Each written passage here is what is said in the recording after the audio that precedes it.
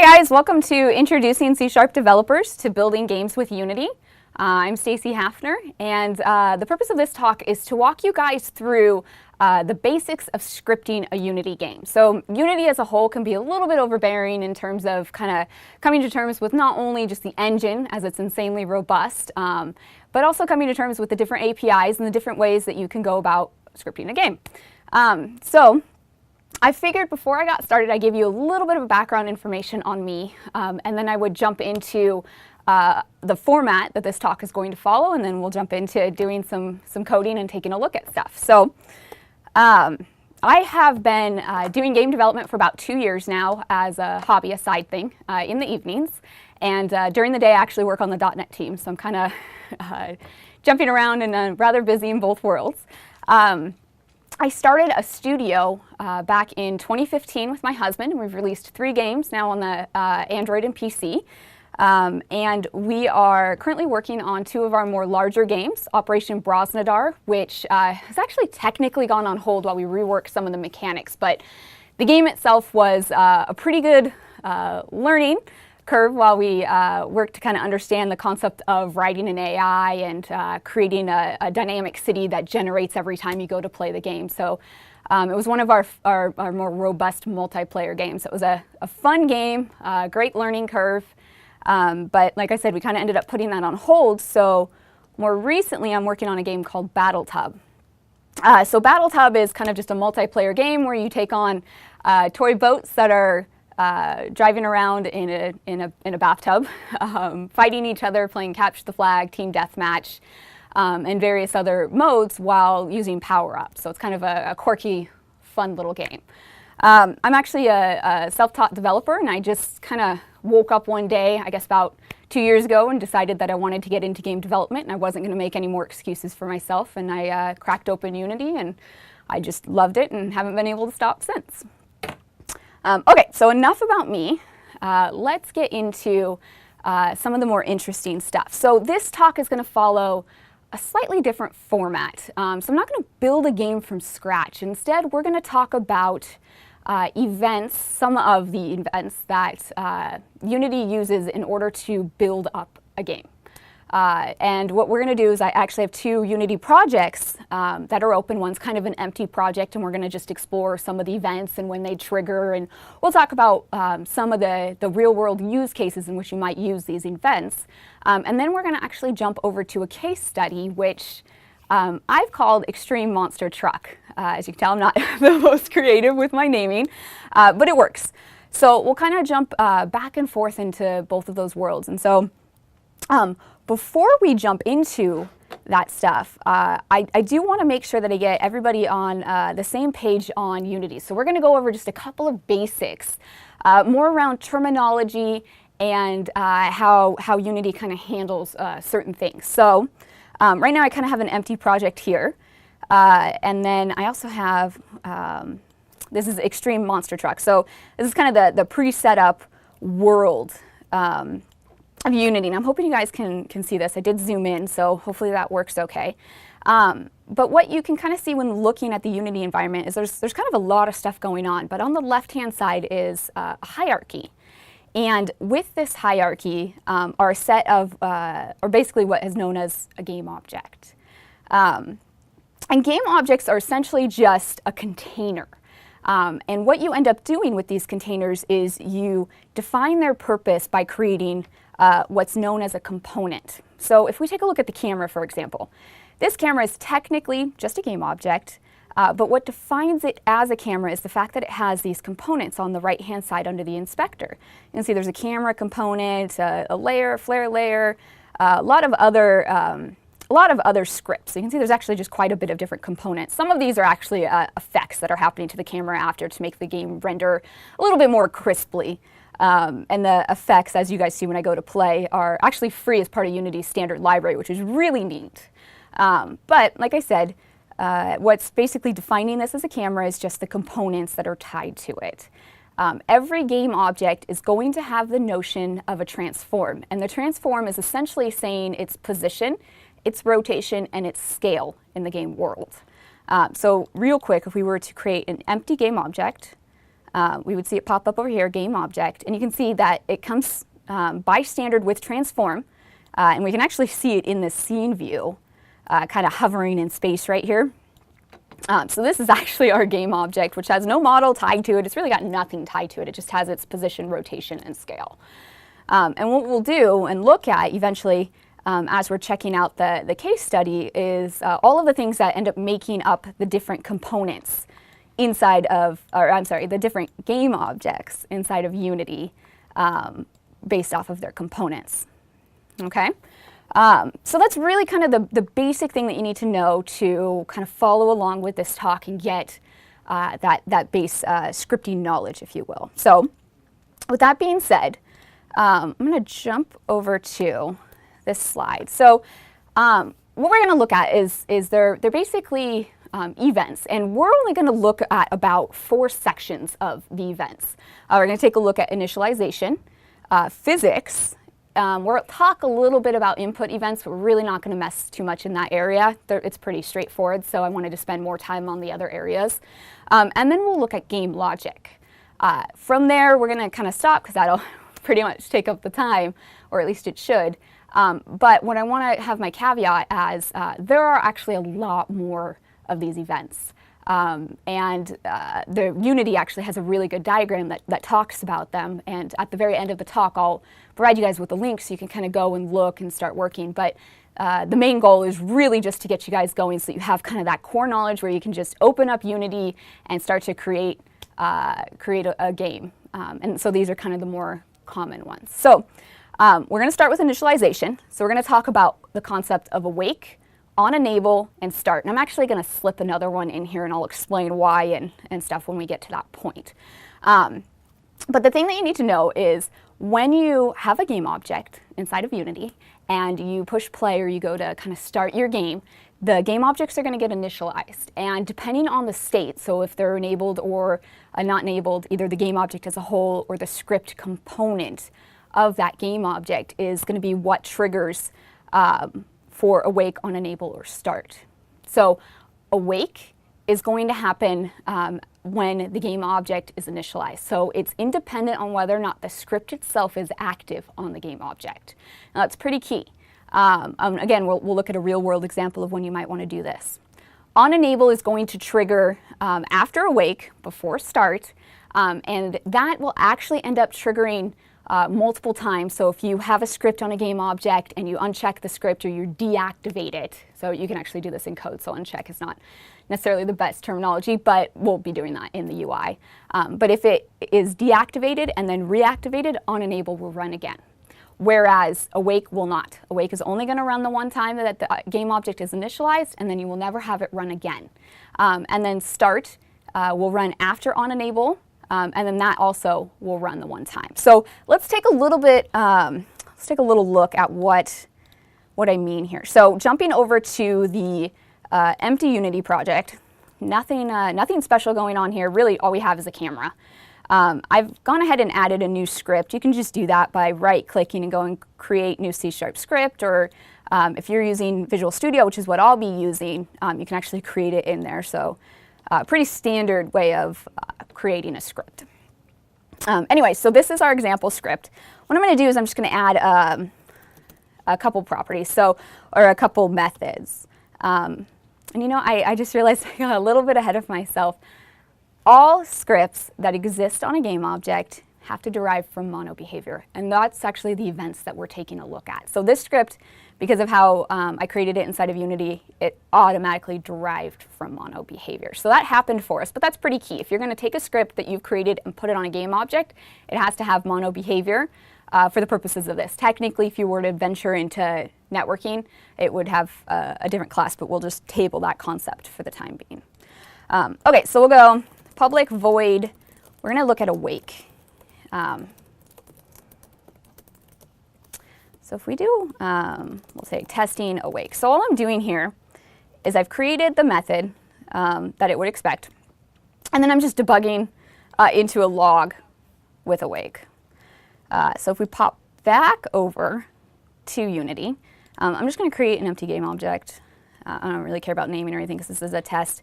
And I can drag and drop the component here, and it's going to add it. Or if I wanted to, I could just create the, or add the component and then search and find it. So that's it. We've basically defined, kind of going back to that concept of you're defining the purpose of a game object by adding components. We've defined this one's purpose by adding the script. And so notice here, there's actually no checkbox, right? There's a checkbox here for the game object, but we have nothing for the script.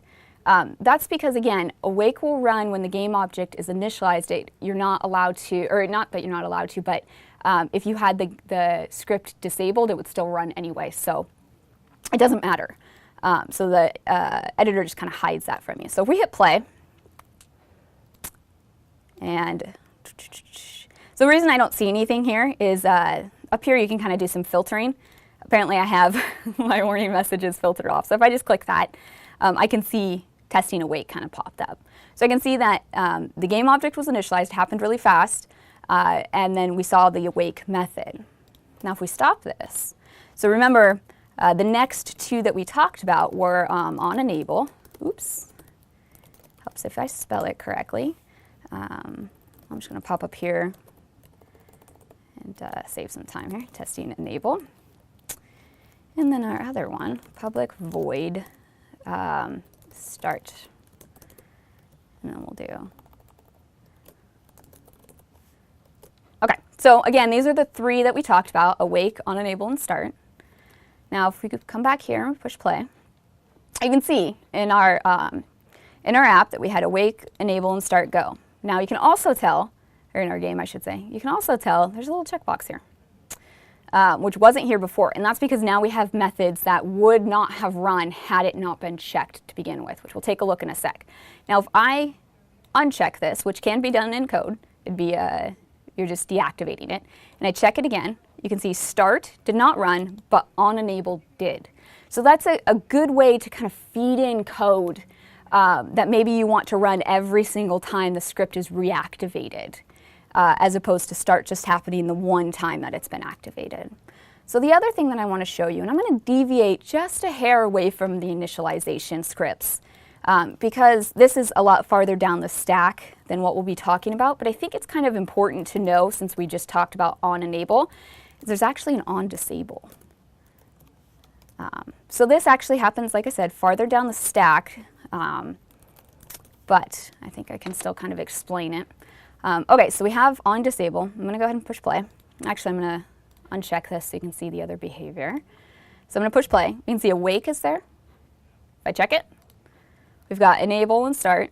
If I uncheck it, now we have on disable that just got triggered. I check it again, and my enable should have, it did go. So you see this little counter? I have a collapse. So it did go. But if I uncollapse it, now we can see the actual order in which stuff is happening. So we had start go, disable went, enable went, and again, if we kind of kept up with that, we would just see it keep happening. So very useful. But let's take a look at a case where we would have actually put this into play with the demo game that we're looking at. So before I show that, let me show you the actual game. So this is Extreme Monster Truck. If you push play, we've got a little bit of a camera zoom. I'm glad that worked, because that's actually kind of buggy. We have an animation that's coming down. My scaling's off because I've zoomed in and I didn't set things properly in the anchors. But basically, when that light went green, my controls were handed to me and I can drive the car.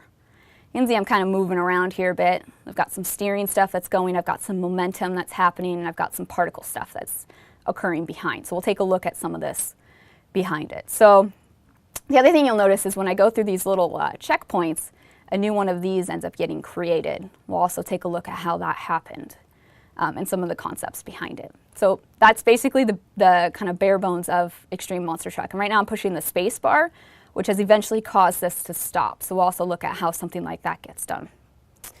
Okay, so taking a look at Extreme Monster Truck, we'll take a look at Awake, because that's our first one. That one tends to again, only happen when the game object itself has been initialized. It's not relevant to whether or not the script itself has been active.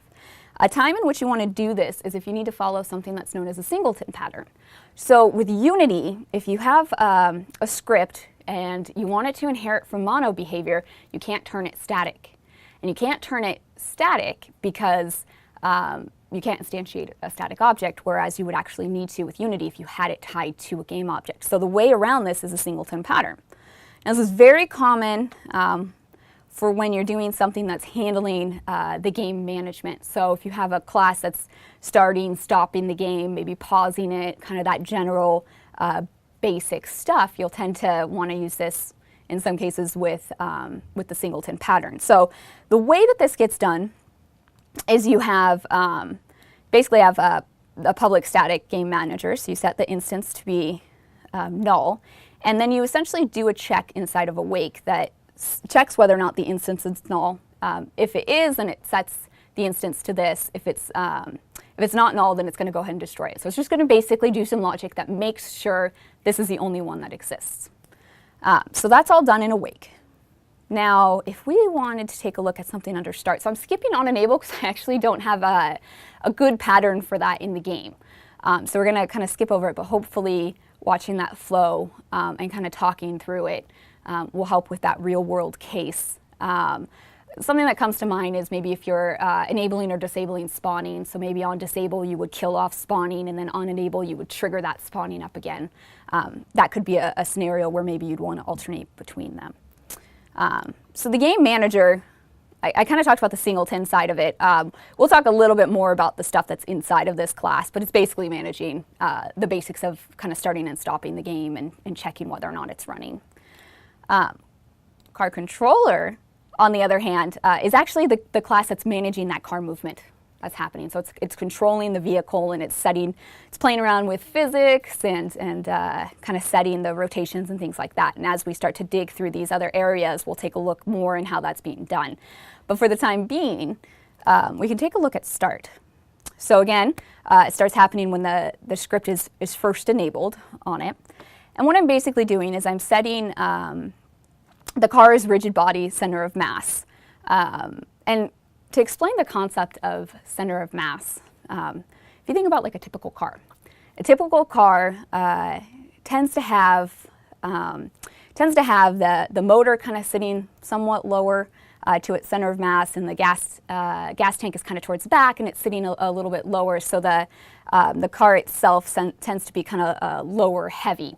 The way that Unity will typically distribute weight is it'll kind of do it a little bit evenly. So when you tend to have like a car or something that you're driving around, if the center of mass, or if it's distributed evenly, you'll basically, like as you go around turns, you'll start to see your car flip over. So what you can do is you can basically define an object that is the center of mass, or really it's just an empty game object that you're pointing it towards, and you can kind of position it wherever you want to either have the effect. Maybe you do want a scenario where your car is tipping over constantly when you go around a corner, or maybe you don't.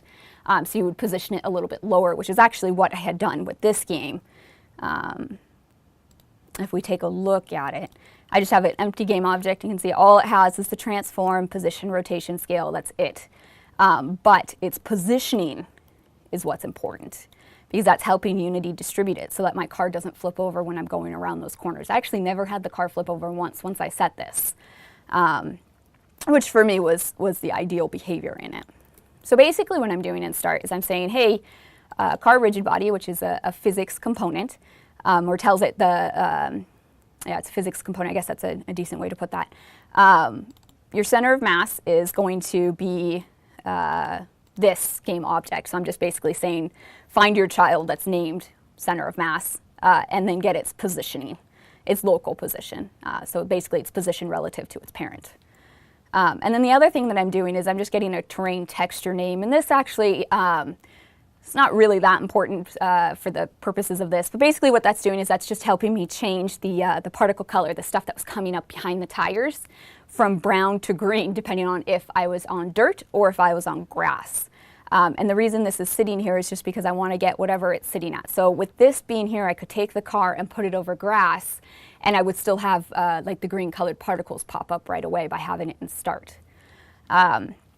So that's an example of type of stuff that you would do. Typically, it's going to be initialization type of stuff that you just kind of want to do once. So a little bit of caveat. We'll talk about update in a second, but basically update is going to be something that continuously runs in a loop. You want to be very, very careful of doing the initialization stuff inside of an update because that's going to run very frequently. So usually you kind of want to just do that right away, maybe store it in a variable. That way you're not constantly pinging your game. Okay, so that's an example of the three main initialization areas. The next section is physics. So most games are going to work with physics. If you're doing a 2D or a 3D game, either way, you're typically going to work with some level of physics. So in this case, we're working, of course, with a 3D game. So that's kind of going to be our profile. But just keep that in mind that there is the concept of 2D physics within Unity as well. So the first one, we're actually going to probably pop back in on these because each one is an interesting concept all on its own. So the first one is fixed update. So fixed update is essentially fixed on a certain frame. Lots of the same words there. But it's basically like a fixed time step. So fixed update is going to run every single time at a certain rate. The default in Unity is 0.02 seconds. So every 0.02 seconds, this is going to run and compute the physics. So it's actually considered a best practice that if you're doing anything with physics, you do it in fixed update because it offers a lot more precision. And we'll look at that a little bit more when we hit the game logic and the concept of how update works and runs. And then we'll talk again a little bit about the differences between the two. But for now, fixed update is default to a 0.02 interval. And you want to try and focus your physics on it. So to draw on this a little more, if we hop back in to our empty project, we're going to hop back into the code. I'm going to get rid of this because we don't care about these anymore. And we'll go public void fixed update. And then we're just going to do debug.log. Not used to typing on this keyboard, so I apologize for my mistyping. So debug.log, testing fixed update, and then we're actually going to do time.fixed delta time. And this is basically going to give us the interval time in delta time, essentially. So we pop back over here. We're going to push play. I'm going to pause it really fast, too. So play. We cleared out. Did I do debug? Did I save? I did save fixed update. That should have worked. Oh, I know why. I didn't have my script enabled. That's actually a really, really good learning point. The two things that tend to get me is either I've kind of messed around with the script, I've enabled or I've disabled it, or sometimes I'll jump into VS and I'll go and I'll create something, I'll just get so excited to go test it, I'll forget to add it as a component, and then it won't trigger, I'll go back into it, I'll start debugging it, and then I realize that it was just a silly mistake where I didn't add it as a component. So just try to be wary of making sure that you end up doing that, because that can send you down a path of just really long debugging for no apparent reason. Okay, so back to what we're seeing. I'm actually going to pull this right here so we can kind of see a little bit more of it.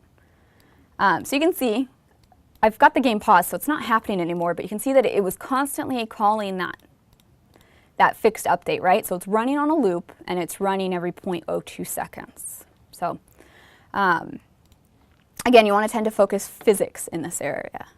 So taking a break and popping over to our real world example, I think, yeah, so Cart Collider is really going to be, I think I actually ended up clearing that. So we'll hide start, or car controller, excuse me, is going to be our example in this. So in fixed update, what I'm doing is I'm doing some of the physics stuff. So I'm actually handling how the car is moving inside of fixed update. So you can see I've got a couple inputs here. I've got the concept of brake, the concept of moving forward, and the concept of moving left to right. Unity has this notion of setting an axis. So technically, you could check for an individual keystroke, but that offers a little bit less flexibility when it comes to wanting to enable your players to set their keys to something that maybe they're a little bit more comfortable with. So I tend to always err on the caution of the axis, which you can define inside of Unity under the input section. and then I'll just set the controls there. So before I jump into exactly the stuff that's happening, I want to pop back into Unity and take a look at our truck. So our little monster truck is this top level game object here. And it's got the concept of a rigid body, which basically tells it that it needs to work with the Unity's physics system. And then it's got the car controller. This is that script that we were just taking a look at that's handling the movement of the car. So it's sitting on the top level item. And it's got some references here. Okay, so it's got the concept of the axles. We can see that it's actually a list, and it's got two sets. So it's got the first one is the front axle, and the second one is the back.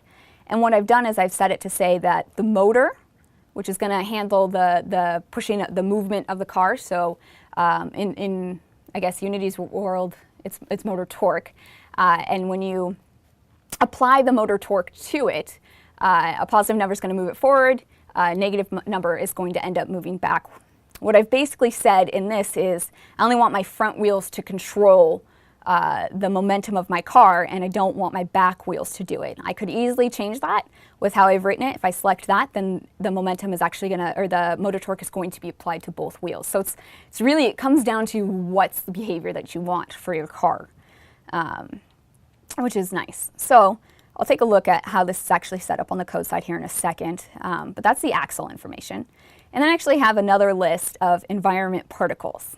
And that's, again, that stuff that kind of pops off your game, or the wheels as it's moving forward. Those are the particles. And I have a set of essentially 8, because I have a set of the brown ones, and I have a set of the green ones. And the reason that I have them separated is because there's actually a thing with Unity where if you have a color range, you can't set that in code. You can set a single color, but the second that you hit that you have a range, there's no way to set it. So I worked around that by just adding 2 sets and then swapping between them depending on where my car was actually at in the environment. So the next thing are a set of properties. What I have is the max motor torque and the max steering angle. So the max motor torque is basically the car is going to get up to speed only towards 1500. And then it's gonna kind of cap out there, and it won't be able to go any faster. The steering angle is literally kind of the angle that's applied to any of the wheels that are in control of steering, which, kind of jumping back up to the axle information, is really set here. So that's kind of how the script is set up, but what's kind of important to take a look at is how is the game object actually set up? How does it know when I'm applying motor torque or brake torque, how does it know to actually do that? And you can accomplish that with Unity's wheel colliders. So if we take a look, I actually want to do these right ones. So basically what I have is another empty game object is what I started at, and I just added a wheel collider. And I'm not going to jump into all of these properties because the whole concepts behind them would take probably its own session all on its own, but Unity has some pretty decent documentation around it, and a lot of it is actually kind of trial and error and playing around with the different values and how you want it to behave, because this is going to feed partially into, do you want a realistic car that moves around realistic? You're going to want to tweak your values one way versus maybe an arcade style game, which is kind of what I was going for with this one. And so you'll end up really kind of needing to play around to get these settings right. But the key thing is, if you want to be able to apply the motor torque and the brake torque towards it, you're going to work with the wheel collider. And we'll take a look at how that's done here in a second. So I essentially have 4, one for each wheel. And then I also have wheel models, right? So these are the actual kind of visible wheel that you see.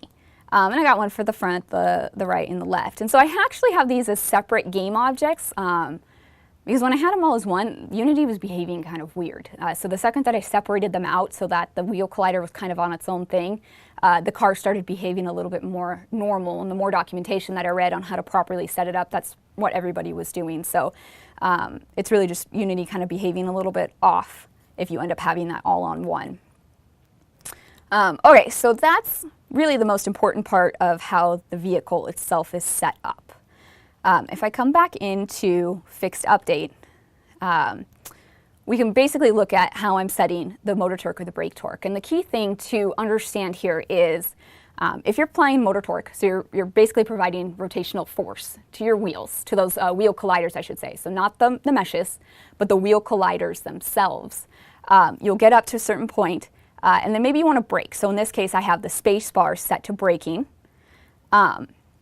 If I just set that motor torque to be 0, the car still has momentum. It's still going to keep moving forward. And the way to kind of prevent that or make it come to a stop is to actually set the brake torque. And the way I personally think about brake torque is I kind of equate it to the concept of a brake pad, where it's applying that pressure to get your car to stop moving forward. And the values that I have here, again, are kind of arbitrary. They're what worked for my game. 500 may or may not work for yours. It really just depends. But what I do, so in fixed update, because I'm working with physics, I check for the brake. If the brake's there, I do set motor torque to be 0 because I want it to stop moving. But I also set the brake torque to be 500. And Unity, the physics engine, and the wheel colliders are going to kind of run with that to once I apply it to make what I need to have happen. And I'll show you how I apply it in a second. The next thing that I'm checking for is whether or not a vertical button is being pushed. And that can be either the up or down arrows, right? So it can be either way. And the motor torque, how it's determining if I'm reversing or going forward, is a positive or a negative number. So if I'm moving forward and I start to hit the back button, it's going to kind of slow down, and then it'll eventually kind of come back at us. So how I'm setting that is I'm just making sure brake torque is 0, because if you're pushing one of those buttons, you want to move one of the directions. Then I set the motor torque to equal max motor torque, which is kind of max motor torque, the variable that I've essentially set up here. It was the one that we were taking a look at. And then I'm multiplying it by a value. So I guess actually I described that a little bit incorrectly. And then that's not kind of where it caps out at. But that's helping me apply the amount of momentum that's going. But essentially it's kind of iterating on that a little bit to adjust its speed.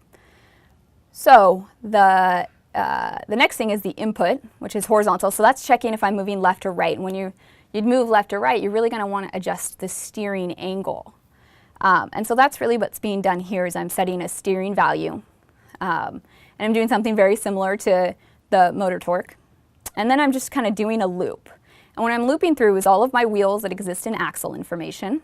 And if we come back up here to the variables, we can see they're just lists that are storing the information. So you can work with your usual lists. This could have been an array as well.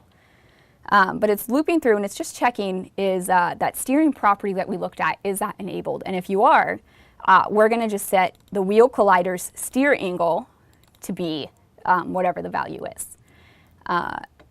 And then what we'll do here is outside of our loop, we're applying the torque value. So whatever the motor torque is and whatever the brake torque is getting applied there.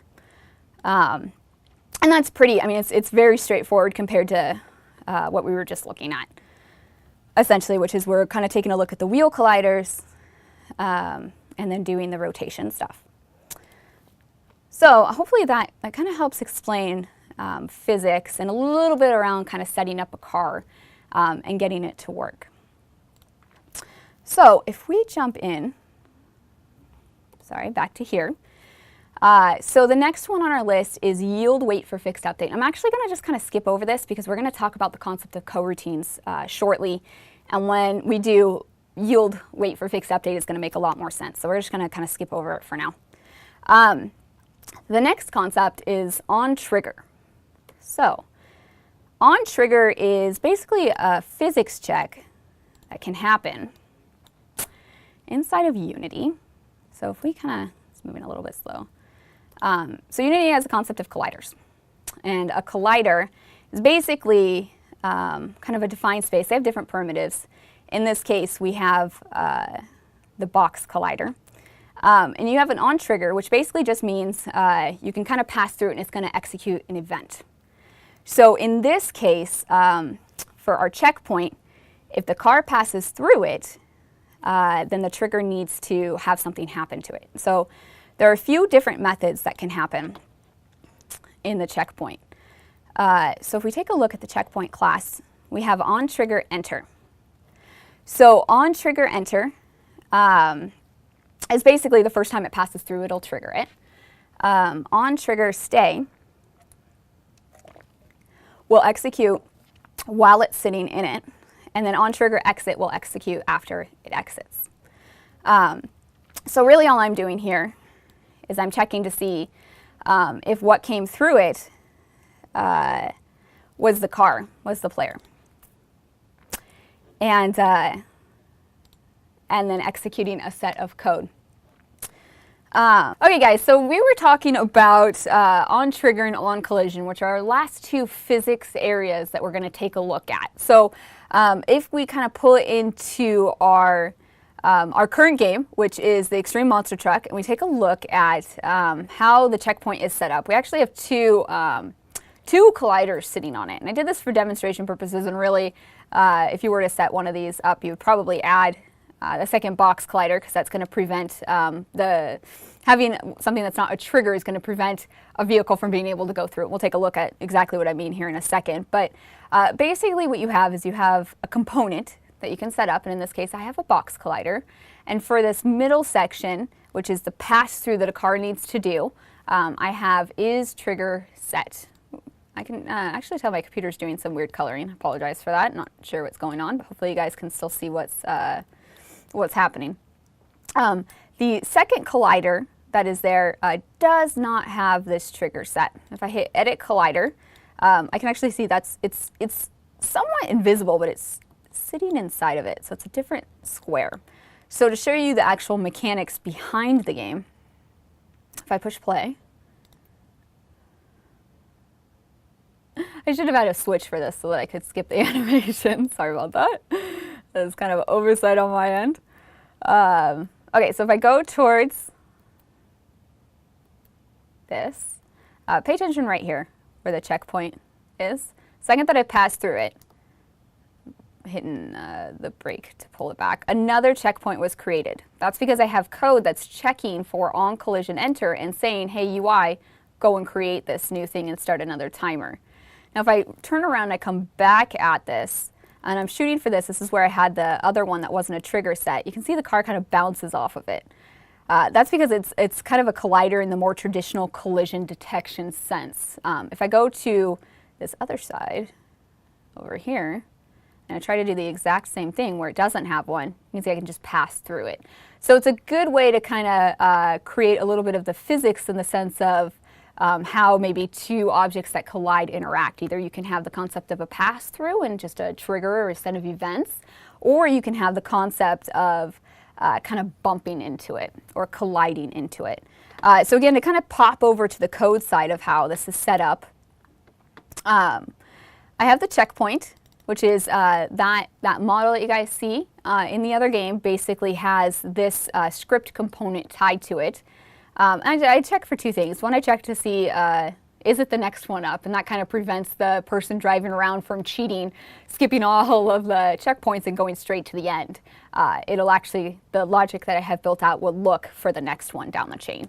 And then I have the method on trigger enter. So as I was kind of mentioning, there's really about three. There's enter, which is going to be your first pass through. There's stay, which is actually going to kind of happen on a repeat for as long as it's in it. And then there's exit, which is going to happen after it leaves. So in this case, there's just enter, and then we're doing that logic check that I was just explaining. Its counterpart, which I don't have a good example in this game, but the counterpart is basically, actually, I'll show you a little trick. With Visual Studio, you can do Control-Shift-Q, and it pops up mono behaviors, and we can just do on collision. Oops, if I can spell. You can actually see there's a couple here, but on the enter, the exit, and the stay. So the same concept, you're just colliding instead. Okay, so taking a look at our kind of list of events, the next one in the order of rendering is input events. And I'm actually going to skip this one, mainly because I just didn't have a really good example, and it's pretty straightforward on how this works. The inputs events are essentially on mouse down, on mouse up, on drag, or on mouse drag. And it's events that happen either with the GUI, so the kind of the UI stuff, or the detection for the colliders. So again, it's pretty straightforward. Just think about the typical kind of mouse effects that you're using as you're working with stuff. The last one is game logic. And And so for game logic, we have the concept of update, yield calls, which feed into the concept of a coroutine, and late update. So the key thing for update is this is frame rate dependent. So the reason let me actually explain that a little bit more. So the frame rate that a game gets can depend on a lot of different things. How much physics are you using? How intensive is the game? Is it, what's the performance like? Are you kind of taking down the frame rate by maybe doing too many things at once? The other thing it's dependent on is the actual computer itself. An older video card might get a little bit more poor frame rate compiling as it's going, where a newer video card might give you more frames per second. So it's a little unpredictable in that sense. So again, that's why you would typically do physics and fixed update, because it's more predictable. So to illustrate this a bit, if we pop over to our empty game project that we have, and we do public void update, and then we're going to do something very similar. So we're going to do a debug, but we're just going to do update. And we're not going to do fixed delta time, because that's for fixed update. We're going to do time. Sorry, delta time is what I was looking for there. We're going to do time.delta time. And then we'll pop back into Unity. And we'll clear this. I'm actually, well, no, you know what, this is fine. So I'm going to push play. And hopefully it's going to want to compile update. Fixed update should be going. It's actually a little weird. Oh, I did it again. Here's another tip with it. If you have the game running and you make changes in the inspector, that doesn't transfer back over when you stop running the game. So what I did last time is I checked this script while the game was running, but then when I stopped it, it defaulted back to its state before I was running, which shut it off. And that's actually something that tends to get me quite a bit on occasion. Anyway, so if I pause it, so I just ran it, but if I take a pause and I scroll up, we can kind of see the order in which things are occurring. So we see fixed update triggered on 0.02. And actually, update went 0.02, so we're kind of going, but now you can see here, update's actually triggering. So time.delta time is the time from the last update. So we can see here, the time is a little bit off. Or a little bit different, I guess I should say. It started out at 0.02, then it kind of changed, and it's fluctuating a fair amount. So that kind of feeds back into the unreliability of how often update's going to happen. So what you typically want to put in update is more game logic-esque. So for a real-world example, for car controller, remember I was talking about the concept of the particle effects and how I needed to do a check to see what I was on the terrain. Was I on dirt or was I on grass? That's a check that I'm actually doing in update. It's not physics, even though it's kind of happening in relation to the car, which is doing physics stuff. The actual check and that behavior is not a physics type thing, so it really belongs in update. So that's kind of typically the area or the types of things that you would do. I think I might, yeah, I do have something going in the game manager, which is basically as the car was driving and the UI stuff was going in, it was kind of moving forward in the time check. That was also happening in update, because again, it's not physics, and that was happening on the game manager. So a couple things in that area, and I think we're getting low on time. So I'm going to skip the concept of coroutines. The main thing for coroutines to understand is they're pretty useful when you want to do a set of game logic, and maybe you want to pause and wait for something, because it allows you to wait for seconds. So you can wait for a set duration of time. You can wait until the current frame has finished, or the update method is finished with inside of the frame, the frames per second, and a few other things. So I actually had used it. I had used it as part of the animation. So at the very beginning, when I push play, the camera kind of zooms down and goes to the car, and then it kind of sits up behind it, and then the little light comes down. So I actually put all of that in a coroutine, which is an IEnumerator. And in this case, I called it Start Game Visuals. And basically what I do is I call the animator. So I actually have that movement that you see where the camera's kind of up and above, and it does a slow rotation down, and it comes up behind the car. That's actually an animation that I did inside of Unity. So I tell that animation to start, and then I stop this coroutine, or I tell it to wait for 2.5 seconds. I actually don't recommend doing this. It's kind of working okay on this, but I'd say like 1 out of 10 times that I tried my game, this didn't work right. So this isn't really a good practice, but it's good to show kind of the concept of you can do something, you can wait, you can do something else, you can wait, that kind of a momentum. What I was actually finding is I think it's cutting it off. It's kind of a weird behavior. Anyway, so I set that. I wait. When the animation is in theory done, I say the camera can follow the car, and then I tell it to do a couple other things. So I tell it now to trigger the, goodness gracious, I don't know why I can't think of the light. I don't know why I can't think of the word light. And then I basically use the concept of a cue to alternate through the images that you're seeing in the light. So that's basically what it's doing is it's dequeuing or kind of popping it off of the stack and then going to the next color of the light. And then once that's done, so once I've hit green, and each time it goes through it, I make sure that it waits for 2 seconds before it goes to the next one, so you kind of have that animation. Again, in reality, I would probably have not done this way. I would have just used Unity's animator stuff instead of kind of doing it in code, but I thought the concept of showing cues was, and how you can use that was pretty interesting in this scenario. And then the last thing I do, so I wait again, and then I end up handing over the controls to the player. So the second that turns green, the player can start to drive their car, but they actually have no control of their vehicle up until that point. So again, coroutines are really useful for doing something and waiting. And this section here where it says yield, return, new, this wait for seconds, there's a few different ones. So there's null, and there's wait for seconds, which we're seeing. That's actually the one that I tend to use the most. There's yield for www, and that'll actually start when the download has finished if you happen to be downloading something. And then there's the concept of actually starting the coroutine. Pop under I think it's under, oh yeah, I was looking right at it.